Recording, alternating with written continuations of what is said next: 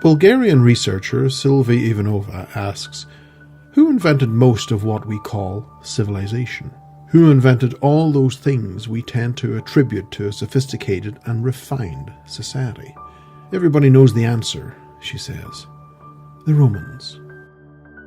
Through their ingenuity, they built magnificent buildings and engineered masterpieces, such as the water aqueducts and flowing hot water into their villas. The layout of their cities sometimes surpassed even our modern ones due to the precise planning beforehand. Sylvie believes the impression we possess about the Romans was created by our history books and TV documentaries.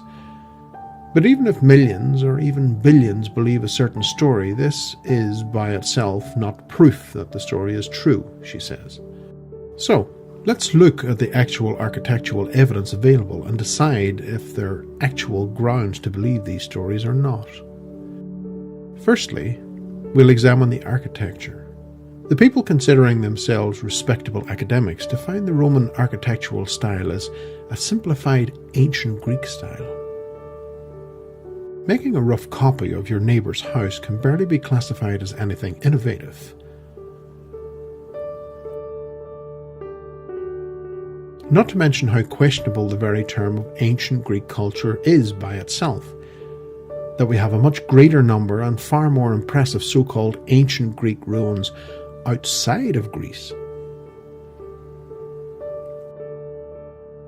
But what Sylvie found very interesting was that the so-called academics who also suggested that the ancient Greek civilization rose from the ashes of other cultures like, for example, the Mycenae. During archaeological digs at the Mycenae sites, they not only found developed water supply and sewage systems, but they also possessed running hot water systems even within the second floor of their buildings. These technological developments were not all a product of the Roman genius, as the History Channel is loudly trying to assure us, Sylvia suggests. Everything was already there in a culture that, according to the History Channel, met its final collapse, some at least 1,000 years before the Romans even appeared on the historic scene. Academia classified the Mycenae culture as a Bronze Age civilization. Bronze Age?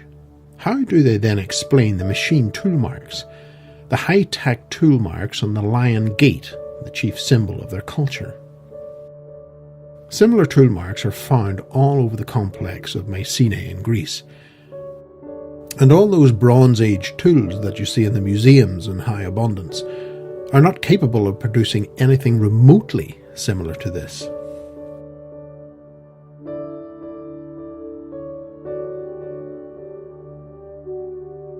The tools and techniques used here were the same as those used on the famous Egyptian and Peruvian megaliths.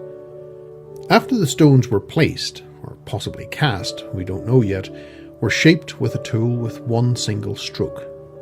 Sylvie points out, we have not developed such modern portable tools, which are so powerful that with a single stroke you can shape rows of stones at a height of several floors high.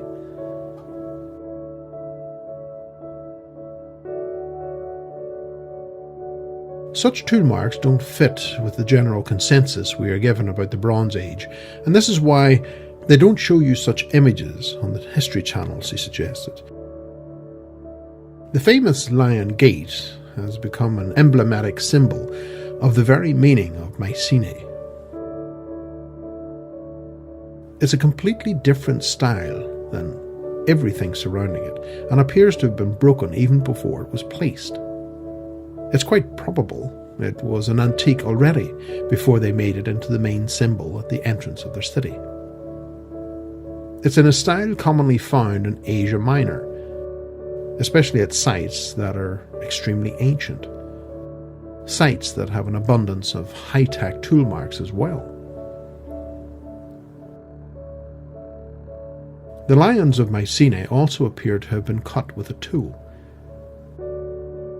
That is definitely not Bronze Age. To be frank, Sylvie didn't see any grounds whatsoever to consider the Mycenae to be considered a separate culture or to be kept outside the label of civilization. It is extremely unlikely, she suggests, that they invented anything at all either. Instead, we see here a degradation in terms of techniques and tools compared to the older megaliths from where they took the lion figures. And whatever they built wasn't a unique style of their own. The Mycenae walls were commonplace for the Mediterranean region, especially in Italy. This is the cistern of Mycenae. It is built in a style very common for Italy and especially for Sardinia. The Mycenaean symbols used to depict griffins are in no way unique or peculiar to the region. They are exceptionally similar to the griffins worshipped and revered all over Asia and Europe. Such high-tech tool marks are not found on Mycenaean sites exclusively. They can be spotted at a number of alleged ancient Greek sites, and here, every well-read penguin will tell you, "Oh yeah, we knew that a long time ago." Ancient Greek sites are often built on the foundation of older places of worship. An academic still arguing, who were the people that came here before? And they're still arguing. Let them argue to their heart's content, Sylvia suggests. But why are they concealing the facts from us? The facts about what they have actually excavated. Namely, up to 6 successive layers below each other, some of them eroded, means the buildings on top were built after the previous one had fallen. This means a great expanse of time between the layers. And most importantly, with each successive and deeper layer, the quality of masonry increases considerably. And it is not just the size of the megalithic blocks that gets bigger as the layers get lower and lower. Also the precision of the quality of the masonry work and the changes of spotting high-tech tool marks will also increase with the deeper layers.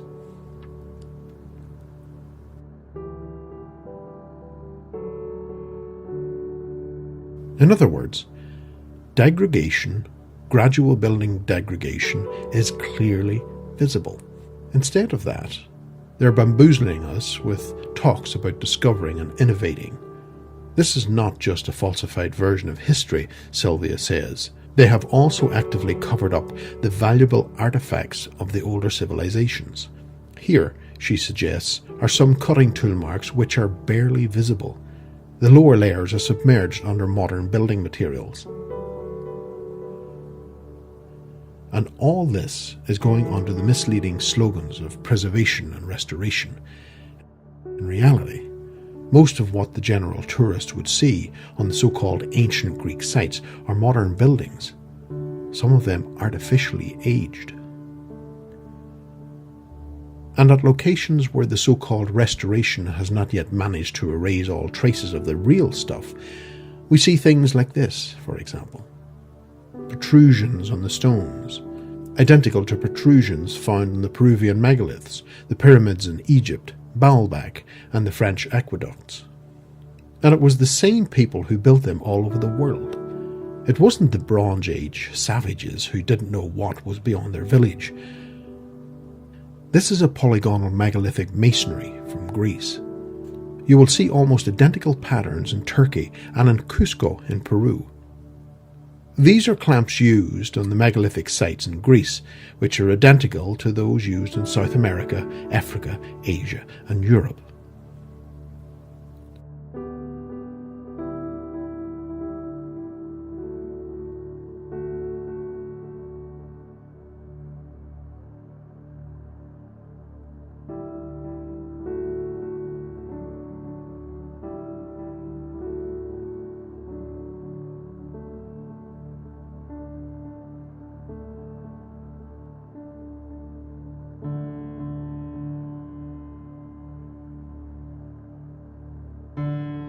Sylvia explores her original question. Did the Romans invent any of the associations attributed to what we call civilization? What about the Roman water aqueducts, for example? built with such precision that they were accurate to a millimetre. Interestingly enough, impressive Roman aqueducts are found in abundance in dozens, if not in hundreds throughout the Americas, many in Mexico. Historians assure us that the colonists built them because of their compassion for the locals. Did they? Strange that some of the aqueducts usually fed pre-Columbian cities like those of the Aztecs. It is also somewhat mysterious that the colonists who allegedly possessed such compassion for the locals that they used time travel to go back to the Roman period to learn how to build the aqueducts. After the colonists met the local population somehow, a very small fraction of the local population remained alive. Sylvia suggests that the Roman aqueducts in America would be a particular curiosity of history that we simply couldn't understand or explain if there weren't hundreds, if not thousands, of Roman artifacts found in the Americas, as we're going to see in the episode about the Americas.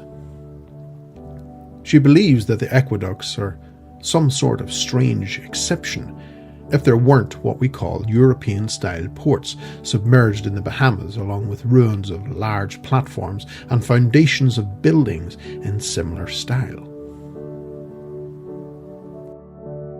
So the documentary is not going to be, oh, it wasn't the Romans, it was actually their neighbours. No. She is going to touch on much more fundamental problems, like the fact that we have been indoctrinated into believing so many mistaken terms in which we try to define our history that sometimes we lack even basics, such as the vocabulary, to start investigating what actually happened in the past. For example, there are cities in South America where Greco-Roman statues were found. Again, we're told it was all done by the colonists. Which colonists? The ones that were burning people alive just to make them Christian? The ones who devoted their entire lives to fighting paganism, she suggests? We're supposed to believe that these were the same people who carved fantastic statues of the very same gods of the pagans, inviting women barely dressed and men wearing only a vine leaf, and place them on top of their most respected social buildings in the cities?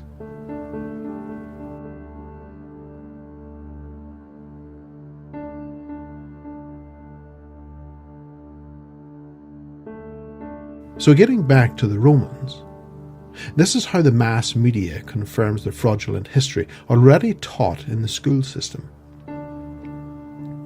They try to convince us, she said, like those mosaics with girls in bikinis, with claims such as, you see, they were so advanced that they had bikinis. They invented the bikini during those times. And people are convinced and say, yeah, it must be true.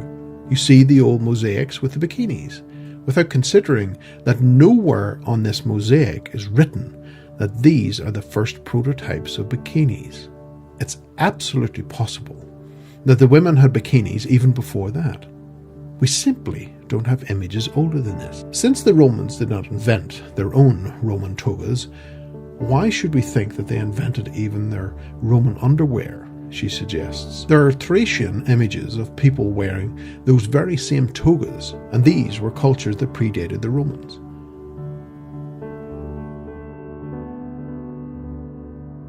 And these are your Roman togas, which many millions of women wear even nowadays in Asia. And although the outfits of the Thracians and the so-called Roman togas and the saris of India are absolutely identical, people don't even notice it. They are so accustomed to taking the official quacademic historical labels as some sort of science that they don't even bother to question, she said.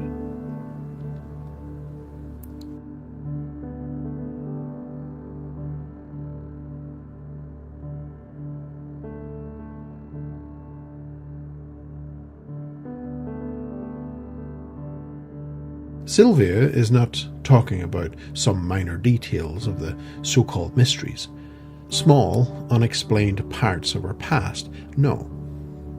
Even the very fundamentals of the so-called history, of the official history taught in schools, does not match the artifacts.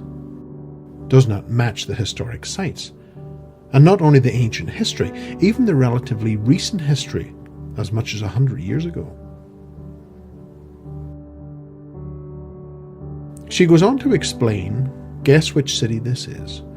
She gives us some clues. The person was a resident of this city. This is how it looks nowadays. The answer to the quiz is Tokyo. How many of you got that right? She says those things shouldn't have been there, because when European people were building the so-called New Classical style, which is another extremely misleading label, Japan lived in almost complete isolation from the rest of the world.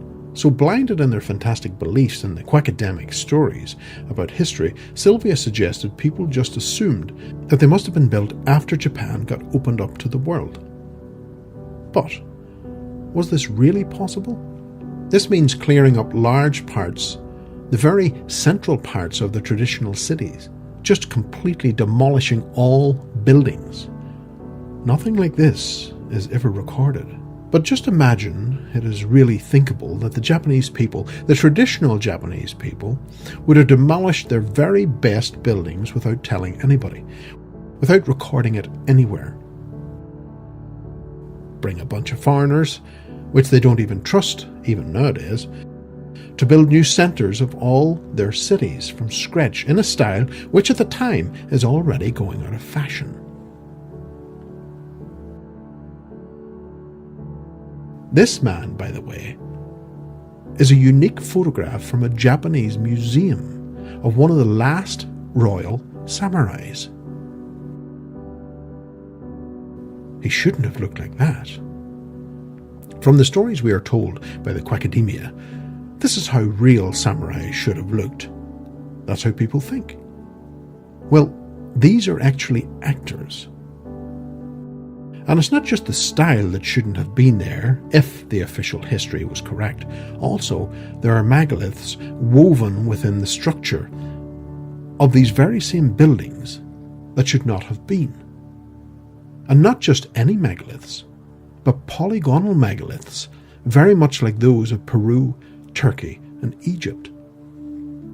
There is no coincidence. Even the clamps match the clamps of the megaliths on other continents, which the official quackademia is indirectly trying to trick us into thinking that they're from some extremely old and forgotten civilization. A disappeared civilization. A lost civilization that they don't even bother to trace. It's so far away in time.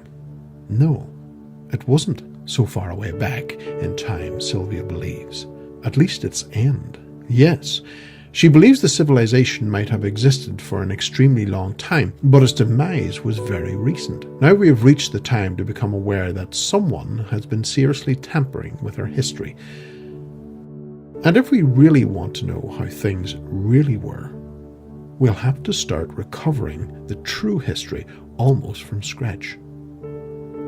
She proposes that since we don't have any luck with the Romans in terms of finding any actual proof they did indeed place the bedrock of what we call civilization, let's try with some other famous ancient civilization. For example, the Indus Valley.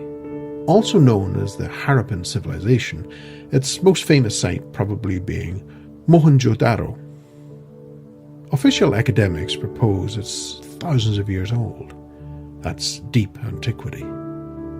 God knows if those dates are true because, as we're going to discover in later episodes, anything older than 200 years is highly questionable, and anything older than 500 years is most likely pure fantasy. But let's, for argument's sake, assume that these dates are correct. So let's see what we read in the actual notes of the archaeologists who were digging at the site. A couple of distinct periods are clearly visible. Of course, it was a long span of time, so it's normal that different cultures inhabited it. So the very first layer, from the very beginning, from scratch, there was central planning. There was sewage. There was flowing water. There were wells. Everything was laid out on the plan before even the city appeared.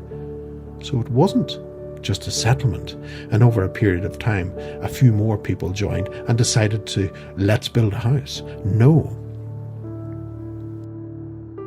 There was central planning from the very beginning. And not only the cities were pre-laid, with the streets straight and everything, the full civilization was centrally planned. There were factories manufacturing various goods which was remarkably well organised.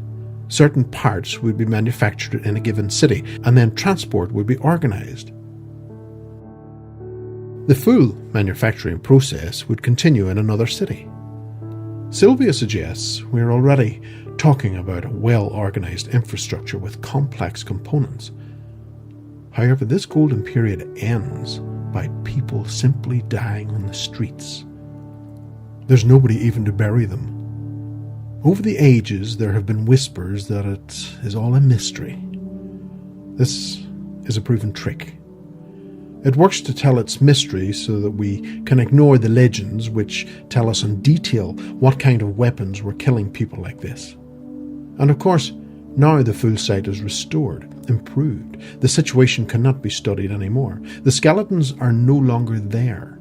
The destruction of the buildings also cannot be studied. Was there really an epicenter, as some say? We don't know anymore. A perfect collection of evidence. Destroyed. The next culture and inhabitants to come to the site of Mohenjo-daro, they have difficulty maintaining the infrastructure even when they find it already basically ready-made. For example, the water supply system starts deteriorating because it's lack of maintenance. The public wells don't get serviced fast enough, and things like that, Sylvia states. Then as more cultures use the site, it progressively gets worse and worse. They cannot maintain it, and at the end, it boils down to living in torn down houses. Where the roof is still standing, they inhabit those rooms, and they even start using the houses in some of the quarters as burial chambers.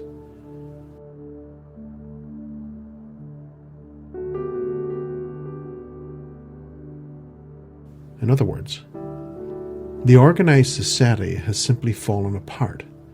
It's gone into total decay. Sylvia asks, where in all this do we see any progression, any innovation, any discoveries, any progress? Nowhere. Instead, we see a straightforward confirmation of the legends, which are, by the way, the oral history that has survived to present day. It has survived the destruction of the old authentic books. And not only the degradation proves the legends are more reliable history than what we commonly see on TV, but also the fact that knowledge comes in a ready-made form, exactly as the legends from all continents describe it. Somebody comes and teaches the people arts, medicine, installs social law, establishes infrastructure, and teaches people how to maintain it. There were no findings suggesting that before the Indus Valley civilization in these regions, there was any sophistication whatsoever. Any gradual formation of anything at all. It just came in a ready-made form. And, in addition to all of that, the swastika symbol was also found in Mohenjo-daro, an extremely ancient symbol of good luck and prosperity, which again, strange enough, appears at various other places in other continents where the advanced knowledge all of a sudden appears out of nowhere.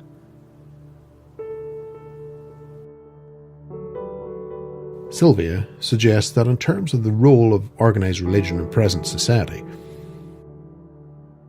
it seems that relatively few people actually meet God face to face after being members of a particular group.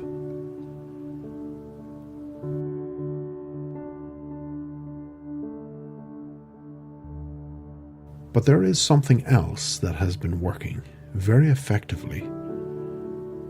People's consciousness is flooded daily by numerous stories of individuals acting valiantly, led by religious fanaticism.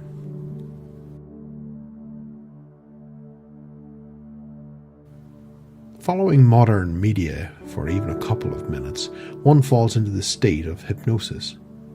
Although it is a light hypnosis, it is by very definition a state of hypnosis, placing us in a mode of high susceptibility. In one of the following episodes about religion, you will be surprised to discover that completely different times were upon us. Times when, for example, when elements of Christian and Islamic beliefs were actually one and the same religion. As strange as this may sound, there are a lot of artifacts supporting this belief, Sylvia claims. For example, European kings from Russia and Germany wore Arabic religious inscriptions on their helmets and on their weaponry. Quotes from the Quran were inscribed basically along with perfectly Christian-looking inscriptions. At the same time, rulers in West Asia, which are now classified as purely Muslim, were minting coins and depicting themselves with Christian crosses and other attributes, now officially labelled as purely Christian.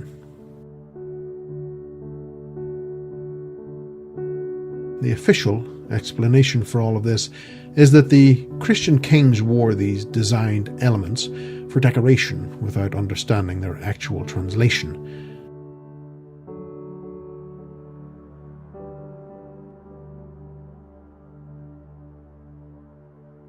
And the German king, for instance, had lost his mantle and he wore the Arabic one he had taken from some conquered Arabic tribe and decided to use their lovely mantle instead. Really? She suggests. The German king was wearing a second-hand dress from minor tribes he had no connection with. And as far as the coins, we were told the people who minted the coins, they just decided to copy European designs without understanding what was actually on them. Really? Was there such a lack of designs all over Asia? She asks. But of course, academia needs little evidence to make such laughable explanations, she says. In most cases, the uncomfortable artifacts simply never reach the public attention. And even when people do notice and think, this doesn't sound right, they don't even know what to make of it because they are tamed by our media to classify it as some sort of strange mystery. Mysterious parts of our past that we cannot figure out. Another very clever trick is to always present and study our history fragmented. Most people are restricted to the history of their own region of the world. But runic writing found in Europe, Asia and Africa possibly share some variations in the Americas. As artifacts with runes are found in the territories of different countries, they are labelled as completely independent writing systems, so that people don't figure it out. In the past, we were all one big, happy family. And then we might be left wondering, is it really possible that so many historians all over the centuries and thousands of years have made such blunt mistakes and imagined history disconnected from the artifacts and historical sites? How is that even possible? No, Sylvia suggests, it is not possible. But the timeline that our history teacher told us in school is actually fiction, mixed with half-truth. And all that was cooked mostly during the time of the Reformation, when history was transformed from a science of studying the past to a method of modifying the consciousness of the masses by making them identify with something we are actually not.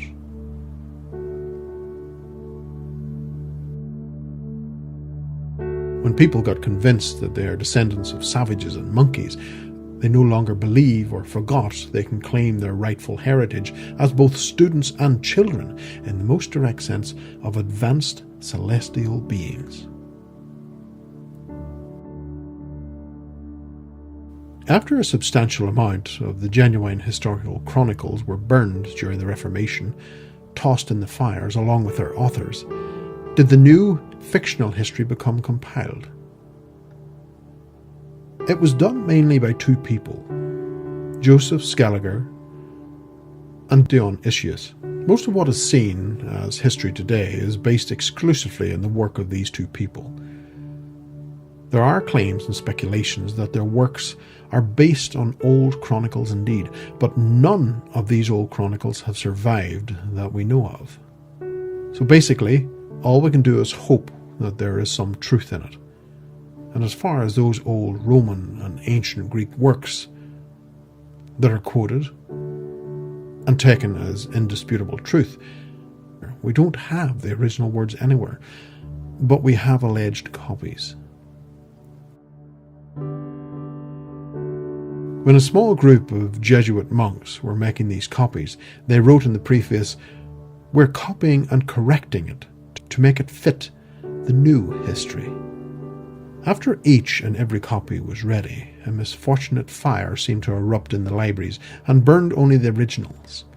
However, the newly made copies that were on the next shelf always survived the fires. What a strange coincidence. If you were to discuss this issue with a modern quackademic, he will tell you that the Scaliger and Dionysius simply did not have the time nor resources to provide solid proof for the historic timeline they suggested. But somehow or other, they must have been using some old sources which were correct because their timeline has been conclusively proven to be right by the modern advanced dating methods.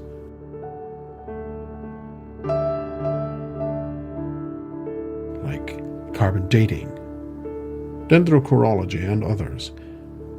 Well, that is one elegant explanation, and that is why the next episode will be exclusively about these dating methods. Sylvia will explore if the methods used hold any water. She speculates, if they don't hold water, then why is it commonly accepted practice in most laboratories who do carbon dating nowadays to require, along with every sample submitted, a suggested historic period to which the given sample should belong? And the suggested date is always right. Isn't that fabulous? She asks.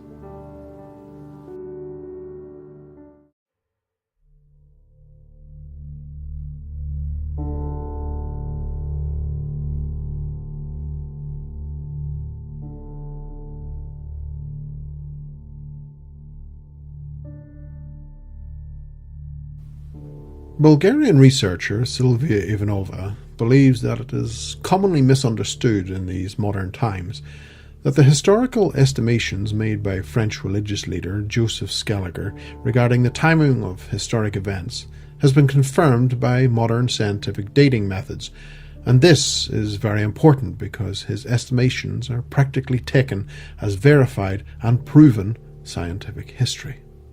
It is worth investigating what this so-called history is actually based on, and whether it's science or assumptions over history. The idea that it is scientific is far from the truth, Sylvia suggests.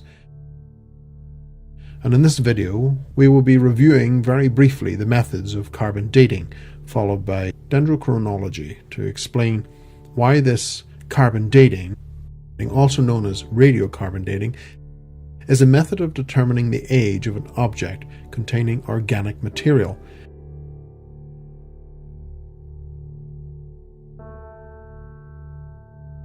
By using the properties of radiocarbon, which is a radioactive isotope of carbon, when an animal or plant dies, it stops exchanging carbon with its environment, and from that point onwards, the amount of radiocarbon that it contains begins to reduce due to radioactive decay.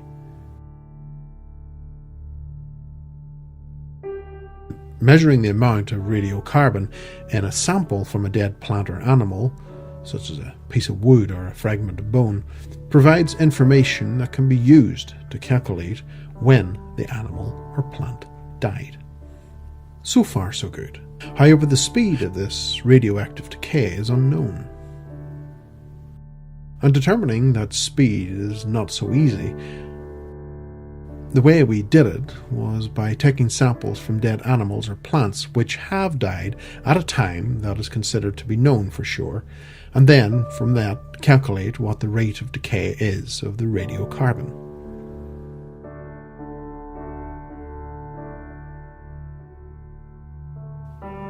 One of the main events that is being considered while making these calculations of the decay rate is the eruption of a volcano near Pompeii, which buried the entire city along with its residents under a thick layer of ash.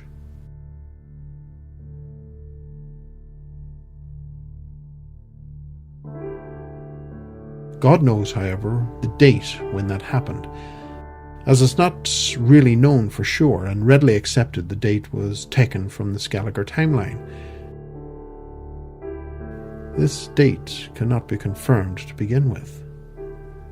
You may find it interesting, Sylvia continues as she points out the fact that actually Pompeii most likely was buried just a few hundred years ago. More information on this topic will be covered in future episodes of the Roman Empire. Besides radiocarbon dating being based on an unknown factor, which is the rate of decay, the laboratory equipment required for this method of testing is extremely sophisticated, and according to the opinions of some modern scientists, it gives absolutely inaccurate results.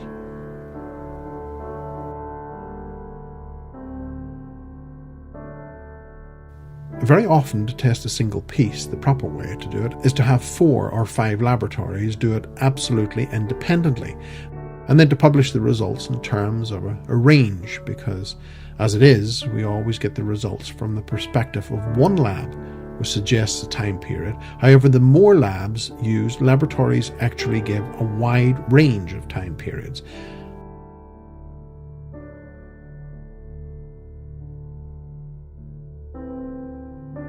But we do not get that information. Instead, she suggests, we get what some so-called historian interprets the time period to be. Sylvia suggests this documentary, which is about the survivors of Atlantis, will concentrate upon the last few thousand years mainly, and since according to mainstream science, carbon dating gives normally an accuracy range of some 2,000 years, that practically means it cannot be applied to the recent history anyway.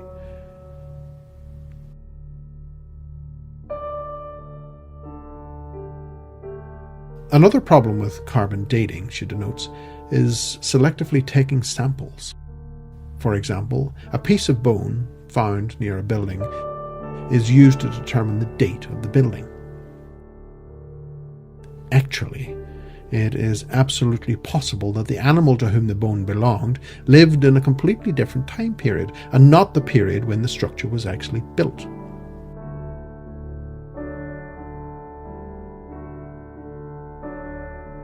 Now, a few words about dendrochronology, or informally known as tree ring dating.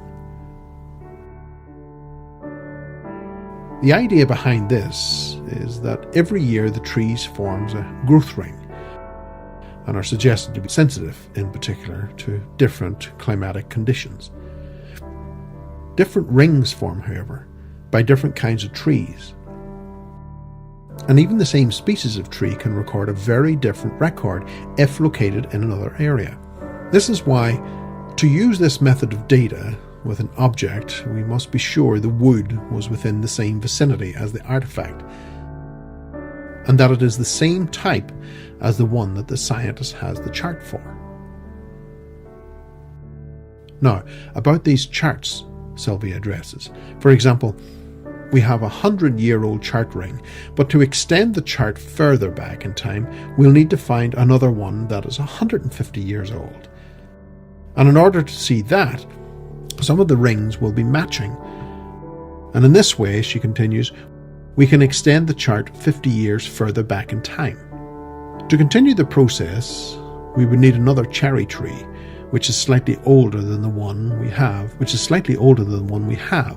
So some of the rings overlap, and so on, and so on. What you see now is an actual dendrochronology graph that contains many white spots.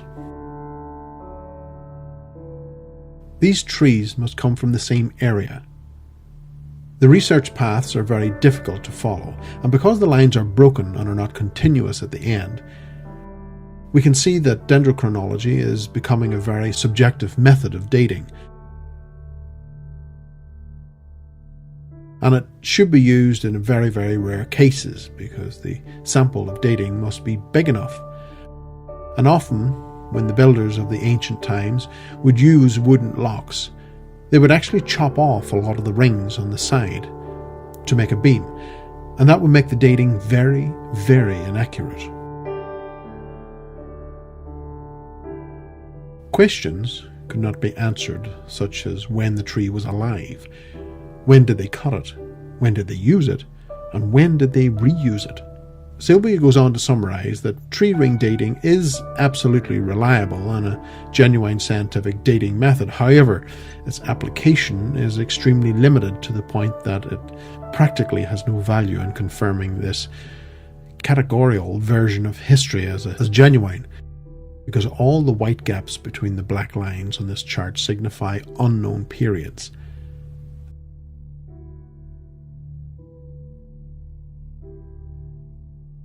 These unknown gaps are adjusted in such a way that will fit the Skelliger version of history, and again we cannot say that they confirm it simply because they are based on it.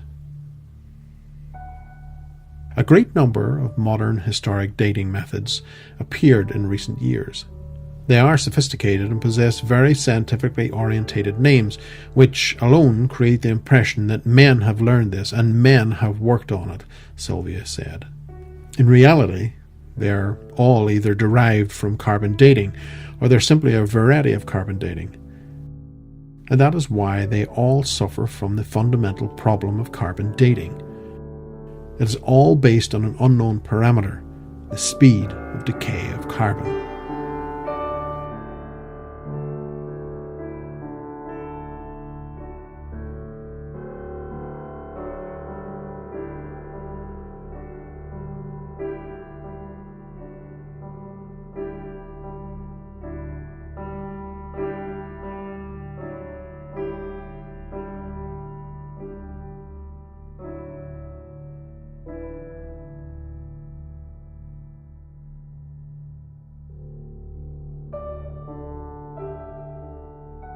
Sylvia went on to take a brief look back to the point in time when the fraudulent Skelliger history was imposed upon humanity with military power.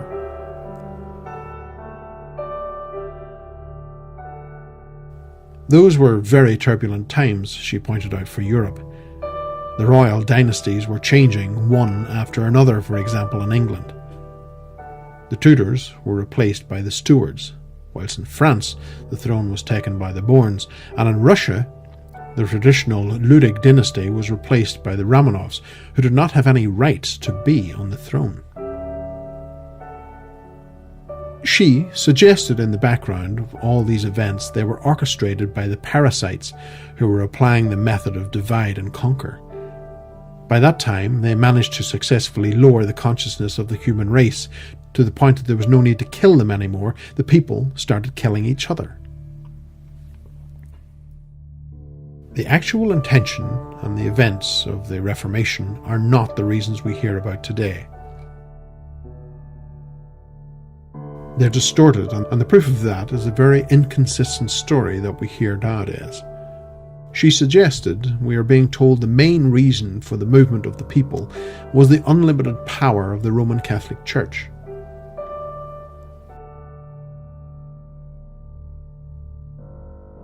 As far as the Pope being unpopular, that was absolutely true. However, as far as any actual ruling power was concerned, they didn't seem to have a match of that at this point in time. In Spain, during the 15th century and before the Reformation started, the authority over the Inquisition was handed over to the king in the year 1515.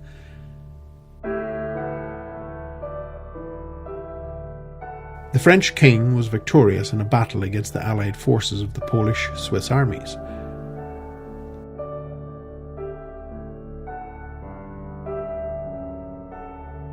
The French king had the full right to appoint the clergy and to manage it. Simply, he had full control over the church, and from that time on, even the Pope himself was obliged to consult the French king. even when taking decisions concerning his own domain, and even the official version of history agrees with that fact.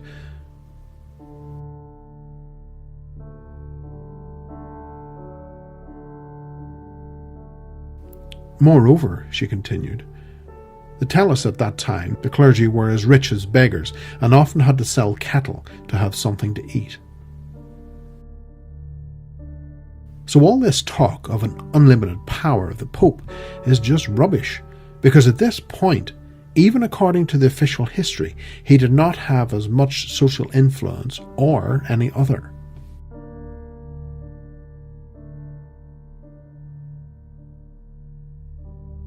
Since the first reason of the Reformation is no good, she said, let's see if the others will make more sense.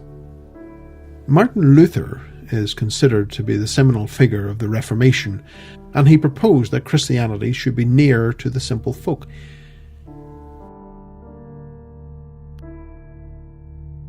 He translated the Bible from Latin to a more understandable German language, and he also convinced the people that there should be no images in the churches, no statues of the saints, and there should be no organ music during the church services or ringing of the church bells.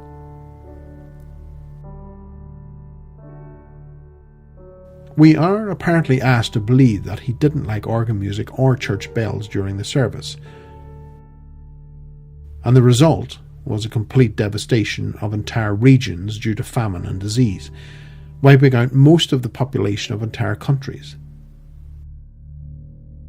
War bankrupted most of the combatant powers, and severe hardships fell on the inhabitants of occupied territories. And this was also one of the longest, most destructive series of wars in the European history, which spanned 30 years. She asks, do you believe that people did all this because of the style of music being played in the churches? But let's get back to the list of official reasons for the Reformation. The next one is that people felt nostalgic for the old and a pure form of Christianity. They wanted to reinstate it again. That is one beautiful and intellectual concept. However, intellectuals write books, she said, and envision educational projects, whilst those who care nothing for books go to the battlefield. When a peasant upheaval in Germany started, the very founder of the Protestant movement, Martin Luther, did not support it.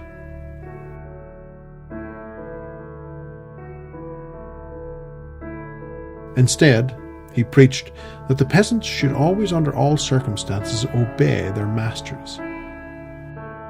A confirmation of his views in regards to the peasants' actions taken from the mainstream history is that he ordered a governess at the time to kill the peasants who were revolting, and was quoted as saying to kill them like dogs that were sick with rabies. Sylvie claims the more we read, the more we understand that it wasn't Martin Luther who caused this most bloody series of wars. It wasn't the church music nor the statues of saints in the churches. Since the Revolution, for the most bloody wars, it has become very uncomfortable for the core of mainstream historians as they try to invent all kinds of artificial reasons for them. She leads on that one reason is a real masterpiece of human stupidity, which describes how some modern historians are attempting to explain a bloody conflict between the Czechs and the Germans during the Reformation as being the result of too much masculine energy which boiled in their veins, and they had no outlet for this energy. Sylvia believes this was a concocted masterpiece. By the time the conflict was over, the population of the Czech Republic had decreased several times. When their blood had stopped boiling, that's why they stopped fighting. The Reformation was a very long and very bloody war. That was a purely political event. Why are historians trying to present it as some sort of intellectual dream about organ music and statues in the temples, she asks. The actual reason is that all this war was about the parasites trying to break the empire of the descendants of the survivors into pieces and then destroy these pieces one by one.